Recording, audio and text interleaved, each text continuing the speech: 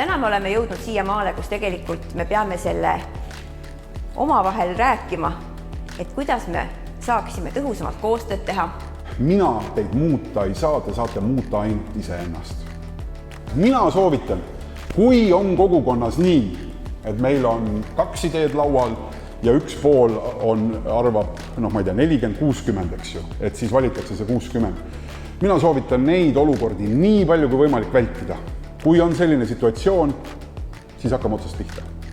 Hakkame vaatama uuesti, mis see lahendus siis päriselt võiks olla, millega on näiteks 90-10 rahul.